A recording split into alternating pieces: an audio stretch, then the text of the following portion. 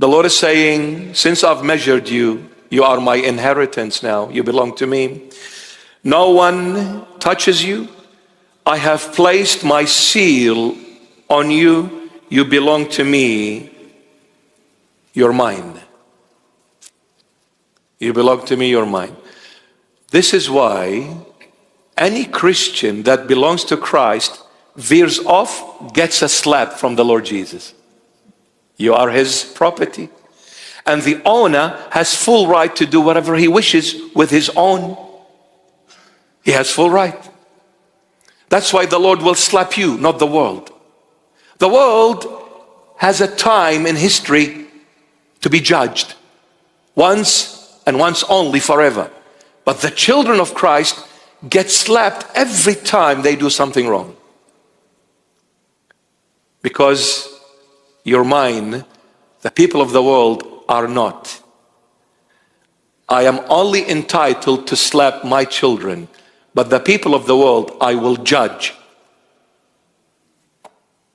The reason why I slap you all along, because I don't want you to be judged, because whoever goes to my judgment will end up in hell. And since you're my children, I do not wish for you to end up in hell. I want you to be with me. Therefore, I'll continue slapping you until you wake up and say, Dad, I'm sorry, please forgive me. He will continue slapping. And sometimes the slaps are a bit heavy. You know, much heavier than Mike Tyson's uppercut. Much heavier. Now, verse 16. The city is laid out as a square. Its length is as great as its breadth, which is width. The city is laid out as a square. Its length is as great as its width. And then he says, and he measured the city with the reed 12,000 furlongs. Its length, breadth or width, and height are equal. The square, all angles are the same. The length, the width, the height are all equally in measurement. They're all equal. He measured the city with the reed 12,000 furlongs.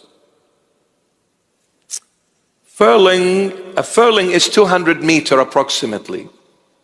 200 meters, a furling. That's an old measurement. Method of measurement. It's about 200 meters. So 12,000 furlongs, and each furling is 200 meters.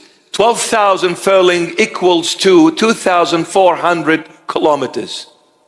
2,400 kilometers. The city's length, the city's width, and the city's height is 2,400 kilometers in every way, length, width, and height. Amazing. What is he trying to tell us here, this angel? You see, the angel, or through John the Beloved, is trying to say this. You see, here on earth, my beloveds, we also have length, width, and height on earth. We have length, we have width, and we have height. But here in the book of Revelation, he is talking symbolically. So he's trying to say to us, here on earth, our length is not the same as our width, the same as our height. On earth, our length is not the same as our width, nor it is the same as our height. This is why we are envious and jealous of one another. Are you with me? This is why we are envious or jealous with one another. We go against each other. We stab each other in the back. We dig beneath each other's feet. When somebody succeeds, we are not happy. When somebody is better, we're not happy. This is the way we think. Why? Because our length and width and height are not the same. Everyone is different to the other. But in heaven, this holy city, the whole square is equal in length, width, and height. So now, but on earth it's not the same. We are different. This is why we desire other people's possessions. And I wish I had that mansion, that so-and-so that lives in that mansion. Why should they live and not me? Why do they drive this car and not me? Why do they have money and not me? Why are they successful in the business and not me? Why is he married to Rachel and not me? Poor Rachel. We're envious. We desire other people's possessions and what they have. Here on earth, we are all different. We are different in our way of thinking, different in our paths, etc., etc., etc. This is why we encounter frictions with others, my beloved. However, the angel is saying to us all, in heaven, all thoughts, which are the length, the width, and the height, all thoughts are all one. In heaven there is no frictions, there is no fighting, there is no envy, there is no jealousy, because all of them have one mind, one thought. It's the same length. Here we are a different channel. Each one is, what is the channels of radio stations? 102 FM something, KGB, BBC, KFC. Each one has a different channel. That's why you see them arguing, fighting, disagreeing, discontent, all kind of things. Because each one has a different length to the other, a different width to the other, and a different height, different way of thinking. In heaven, everybody thinks alike, the same. Now, wouldn't you want to live in a city as such? Wow, everybody has the same thought. Mom comes to the daughter. Come on, darling, it's Sunday morning and it's a beautiful sunny day outside. Let's go to church. Doesn't resonate with the daughter. But if it was, let's go shopping or let's go to the beach, even if she was extremely exhausted, she would have jumped faster than a Formula One car on a racing track. But since it's a church, no, mom loves going to church, the daughter doesn't. Different lengths, different way of thinking. So what happens? Argument after a while, fighting, quarreling, and World War III erupts before we know it. Ask the Lord to give you humility. When the Lord grants any one of us humility, everything else is a done deal. You don't need to ask for anything else. Just be humble. Everything else is given to you. Pride, far from everyone, destroys everything beautiful. Humility makes you gain everything beautiful. Pride destroys everything beautiful. Humility regains everything beautiful. Be humble like the Lord. Amen? Very good. Let's bow our heads and ask the Lord Jesus for forgiveness and to make us humble before Him always, to be worthy to come forth and receive Him in the true body and the true blood of Christ. Amen. Our good God and full of mercy, our good God and full of mercy, whose grace and mercy is poured upon all, pour, my Lord, the compassion of the delightfulness of your love upon your servants, and again transform them in the hope of renewal to the life of repentance. Renew in them your Holy Spirit, by whom they are sealed for the day of salvation. Purify them by your compassion from all flesh and spiritual blemishes, and assure the hope of their faith by the aid of your grace, and instill the walks of their behavior in the paths of righteousness. Please them along with the saints in your kingdom by the assurance of the hope of their faith in the adoption as your children and in the joy of your absolving mysteries. Empower them by the aid of your mercies to observe your commandments and fulfill your will, to confess, worship, and praise your holy name, the Lord of all, Father and Son and Holy Spirit, forever. Amen. The Lord Jesus bless you all, guide you and protect you always. I will ask every single one of you and all of you, my beloveds at home watching us through live streaming, if I could ask very humbly to pray for a beautiful soul that is in hospital as we speak and in a critical kind of a situation.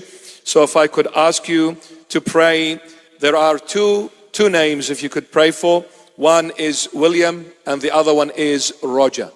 William and Roger, if you can keep them in your prayer when you go back home, maybe light a little candle and ask the Lord to intercede and show His absolute mighty power to bring them back and show the entire hospital and the entire world that God is the everlasting and the ever-living God, and His name is Jesus Christ of Nazareth. So please pray for William and Roger, if you don't mind, please.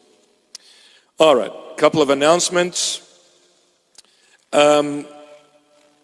Till the beginning of the Great Lent, we have Holy Mass services here at the church every Friday at 10 a.m. Next one is the 21st of Feb at 10 a.m. Friday.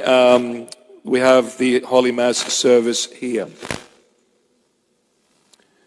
Youth ministry, it is on a Wednesday weekly, every Wednesday at 6:30 p.m. If you are between the ages of 18 and 40 or thereabouts, you're more than welcome to join us for our youth ministry, and I encourage you to join us, my beloveds.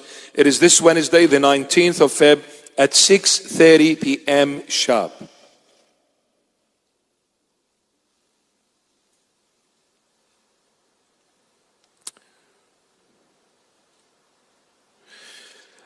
In our church tradition, which is biblical, when you say tradition, it is based on the Holy Bible.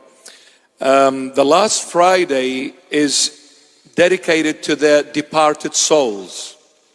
Our church fathers have placed these Fridays where we have prayers, but the last Friday, it is actually the Friday of the departed souls, which is the last Friday before the commencement of the Great Lent of our Lord Jesus. So that Friday, my beloveds, after the Holy Mass service, we go to the Forest Lawn Cemetery and we have a prayer to all the departed souls. However, if you'd like, if you have any departed souls, you can write their names and bring them and give them to one of the church fathers before the Friday, which is the 28th of Feb. Before the 28th of Feb, you can bring the names and give them to the fathers, where we can join them here in the Holy Mass service. So if you have any departed souls, obviously they have to be Christians. So you write their names and you bring them before the 28th of Feb, that Friday, so we can mention those names here on the Holy Altar. And after the Holy Mass service, we will go to the Forest Lawn Cemetery and to have a prayer for all the departed souls. Let me tell you again, there is no death at all. It is a transition. Those who leave this earth, they either go to paradise or to Hades. And the Lord gave a parable in the Gospel of Luke about the person who ended up in Hades. He was alive, talking and interceding for his brothers. So there is no death. It's just a separation. But death, as in death, like everything comes to a full halt, there is no such thing. Saints are living.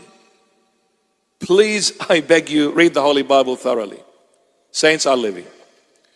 So you can put all the names of your departed loved ones on a paper and give it to the priest before the Friday, the 28th of Feb. Aramaic classes are recommencing this year on the Thursday, the 6th of March. Every Thursday we will have an Aramaic teaching classes here at the church.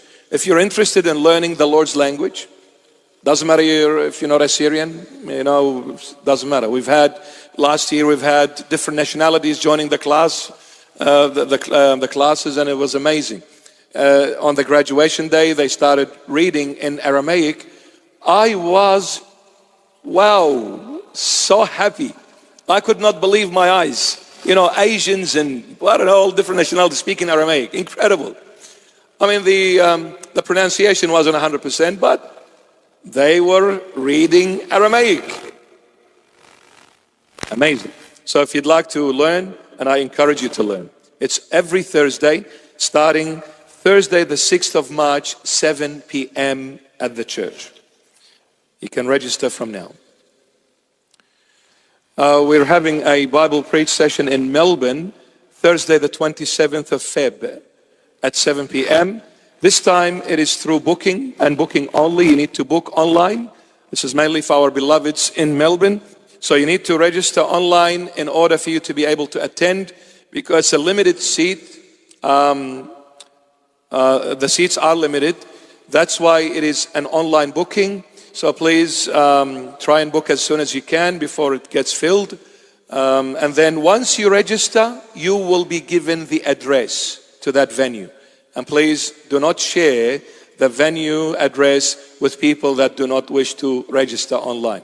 We don't want to have, more than what the venue holds. That's why it is limited, and it's more controlled this way. We've been a couple of times to Melbourne. It was like went out of hand. There was at least a couple of thousands of people coming into a hall that only held, 400 or 500 people. So yeah, it was kind of chaotic, but it was beautiful. So this time we're trying to streamline it more. So please do register. It's on Thursday, the 27th of Feb at 7 p.m. and it will be in English. It will be in English.